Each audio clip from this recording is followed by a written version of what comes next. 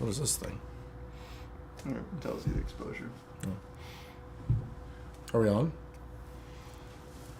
Very first episode of the Tailwater Fly Shop lunch break.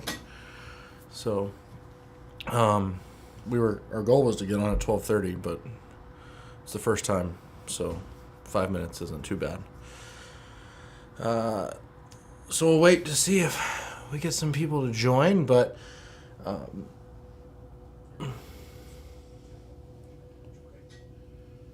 oh yeah, that's weird to watch it actually live on you. But yeah, I have a couple things. So we're in the new studio, which is exciting, and the reason that we're in a new studio is because we're in our new store, Adam. It's great. And it's a nice place. yeah, and it's been a lot of work, but we've started to get ourselves settled a little bit so that we can actually start to settle in and do some more stuff like this.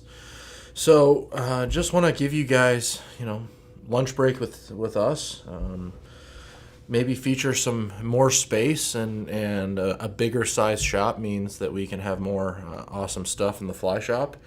And I just wanted to kind of go through and highlight some of those new products that we have, answer any questions that you guys have, give you some updates on things that we got coming up that we're excited about, and kind of just let's have lunch together. So so if you are sitting by yourself eating lunch, then no, you don't have to. You can sit with me by myself. So first thing I want to highlight, got our new Tailwater Yeti Ramblers. So I got these available in 4 different sizes. If I'm looking away from the camera, forgive me because this is a little bit of a, there's like 7 different things looking at me in a giant bright light that looks like an umbrella. Just to paint you a picture of where we're at. But some of the things and something we didn't get to do a ton at the old shop that we're going to get to do at the new shop is really highlight some local fly tires and carry their things in here. And so somebody that we've had a relationship with, a great relationship with, and we've carried his flies for a while, but going to be able to expand on what he offers to us is Mac Flies and Marco. And Marco ties some really, really incredible flies. And the really cool thing about Marco is that he's local, he's from here, and his flies are really tailored to this area. But he does have a cute baby, yes, a new baby. Just turned 1, I think.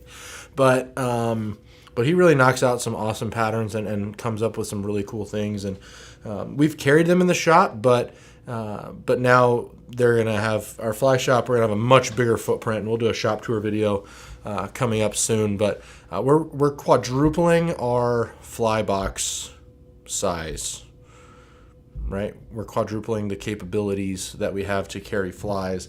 And wow, I know. And so instead of 1 slanted fly box, we're going to have 2 double-sided that are bigger, and each side, so all 4 of the bins will be bigger than the single bin that we had. So it'll almost be more than 4 times. But I want to highlight some of Marco's patterns. And Marco ties the simple bait fish or the micro bait fish. And this fly around here, it's just a really awesome pattern. This one's an olive. He ties it in white. He ties it in black and purple. And awesome docklight fly, awesome snookerlight fly, and just really buggy and awesome looking. And what I really like about Marco's flies is they're super clean, but they don't look like those, factory tied flies, And then we got the flies that are a little bit bigger from him too, the bait fish.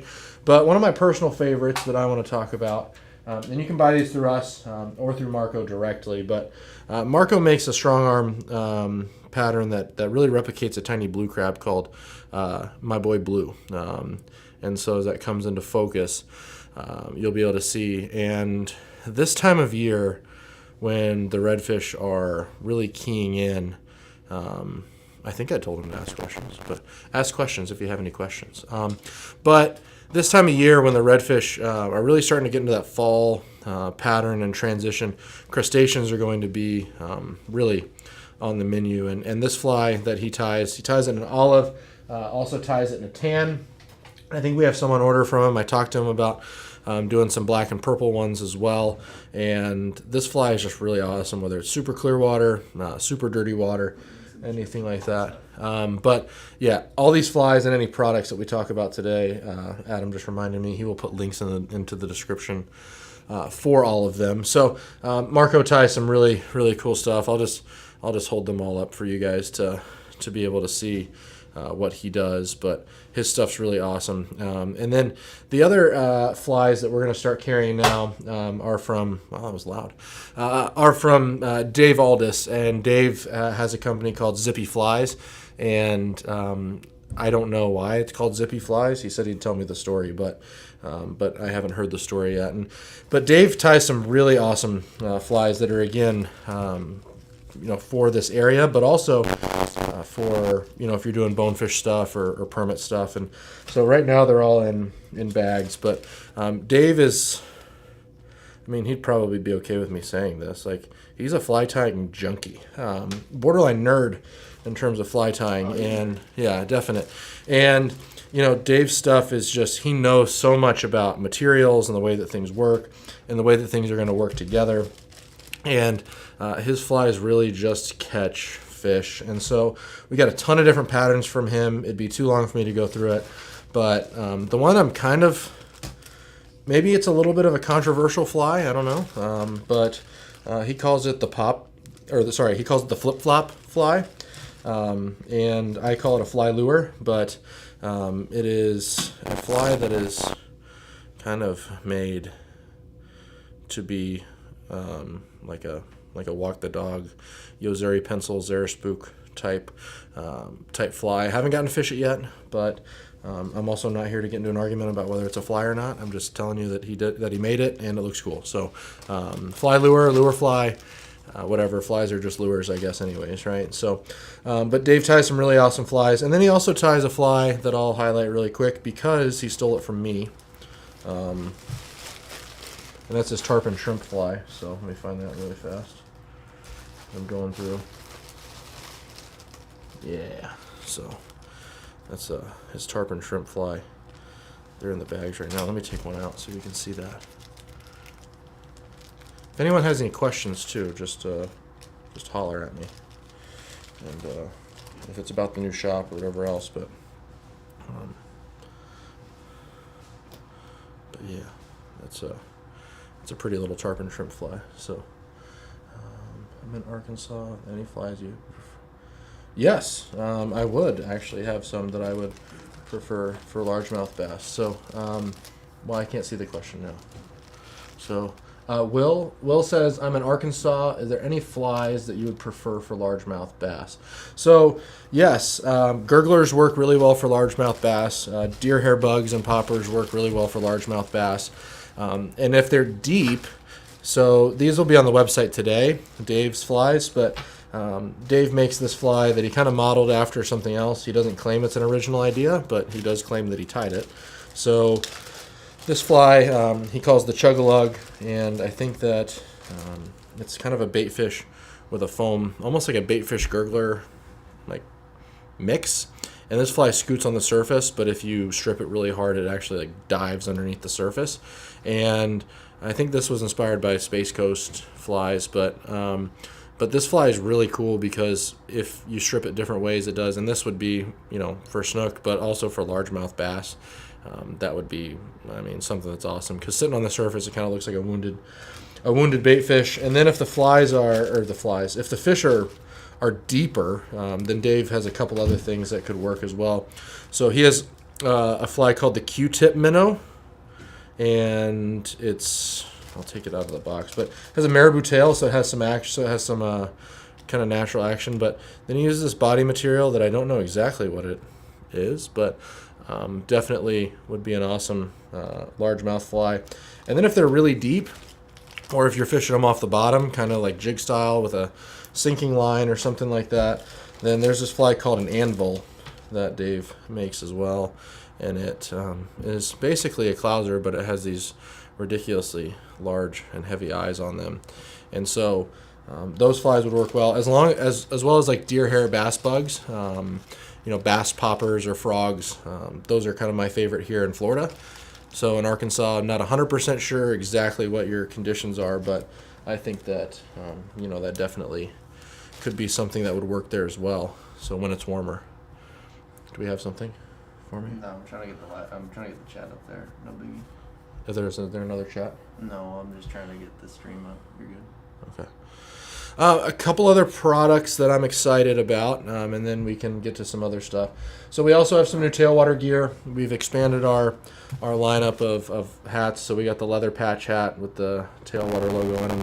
Great part about these hats, are you ready? They're white, so that they're cool, but most white hats don't have the dark underbill. And so Why does that matter? the dark underbill matters so that when the sun is like 8,000 degrees and it feels like it's 2 miles from Earth and the sun's reflecting off the water, it doesn't reflect off the hat and back down underneath your glasses. It helps kind of dampen some of that glare, make it a little bit easier to see on the water. So we have these in tons of different colors with the leather patch on it. This is a performance hat. The thing I love about this hat the most, it doesn't show sweat as bad as some of the other hats do. Do you sweat? I sweat a lot, yes. We have a full mesh hat, okay, with the tailwater leather patch on it. These don't have a dark underbill, but you probably, this is, but this is going to be a hat that you probably don't want to wear fishing because your forehead will get like 3rd-degree burns through this with the sun. So this is more like a wear it to dinner hat, wear it to church hat. Not a bald guy hat. It's a church hat. Not a bald guy Is this hat. a church hat? Church hat. There's no church hats. I don't know. People wear hats at my church, so well, they do. I think it's okay. But yeah, so that, and then a couple other for you rope guys. We definitely have a flat bill rope option. Real cool. Yep. Puka makes these for us, and they're really nice performance. And then we have the what? The puka shells. Yeah, puka shells. No, puka hats. And then we have the our new Weekender hat is what it's called with our existing tailwater logos. But this hat is awesome. So I actually wore this hat golfing and sweat through it the other day and didn't wash it or anything. And it doesn't show the sweat at all, and it doesn't stink. So I was pretty impressed with that. It does show grease stains. I ate pizza the other day. Oh, everything shows grease stains. So, new Fishing Grits is out. So, again, we love our buddy at Fishing Grits. This is the slow puller tee. So, for those of you that actually pull your boat, which you should pull your boat, there it is. So he's got some killer stuff, and his shirts are just really nice. And probably, I got a couple more products, I guess, to talk about. So, You got a recommendation. a recommendation, yes. We'll bring in fly tying. He wants to see fly tying during this. Yeah, we can tie some flies at lunch. Maybe not Absolutely. today. Maybe not today, but maybe. I think that we might start doing this like every week at the same time. So maybe we can mix in some fly tying as well, for sure. We've been moving, so just it's been a lot. So we're just glad to be back on the YouTube. So this is a product we added right before we moved, but is an extremely handy product. So this is from Mangrove Products, and this is a trash can for your skiff. And so how this actually works is it has a handle up here that you can kind of clip around your pulling platform or your center console grab bar, or if you're on a paddleboard, you can hook it to your tackle rack or your grab bar. What? Link. Yeah, the links to all these products will be in the description down keep below. saying it. Okay, the links to all these products will be in the description down below. Okay.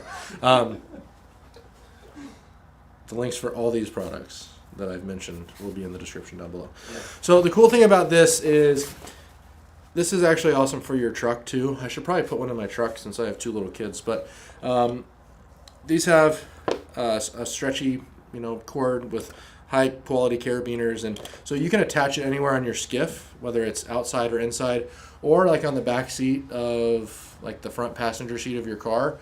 So your kids can put their Happy Meals when they're done with them inside there instead of just chucking them in the floor of the minivan. But the cool thing about this is how it closes. And so the drawstring comes up, and then you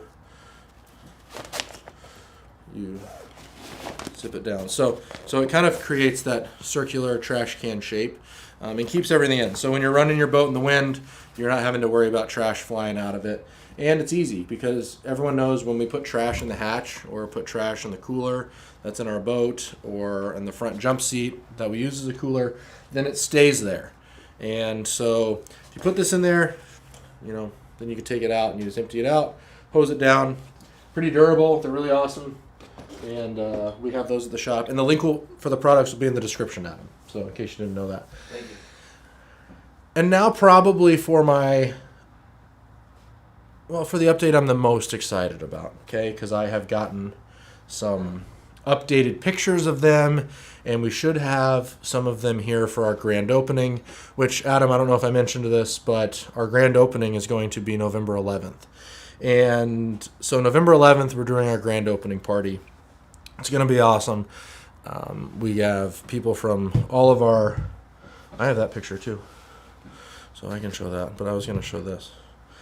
But I guess we can give a secondary sneak peek as well.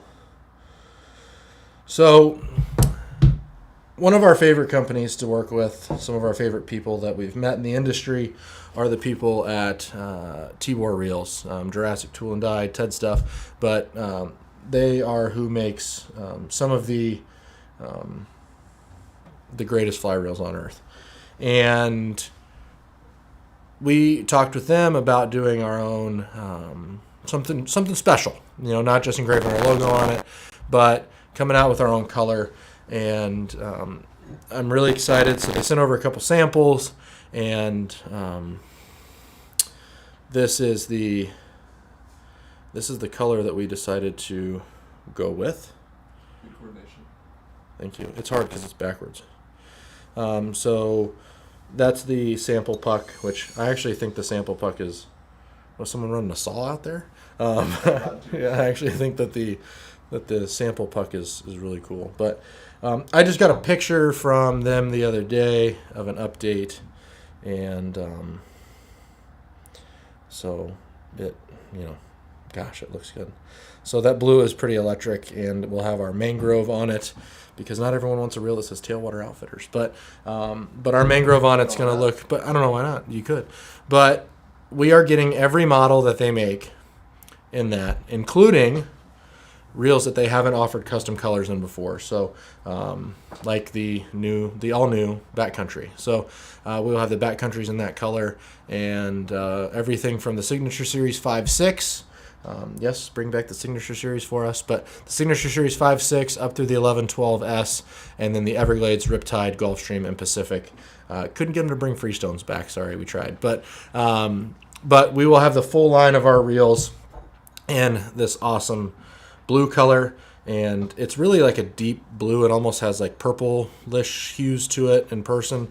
It's kind of, the picture doesn't do it justice, and I mean, that's Adam's camera is really nice, but the picture just doesn't do it full justice. But we're really excited, guys, because what this new shop and what this new location is going to allow us to do is really expand on the fly fishing community in our area, and having not just products that you guys know, that you guys love, and new stuff that we introduce, but bring back our fly tying night. We're going to pick back up again here soon.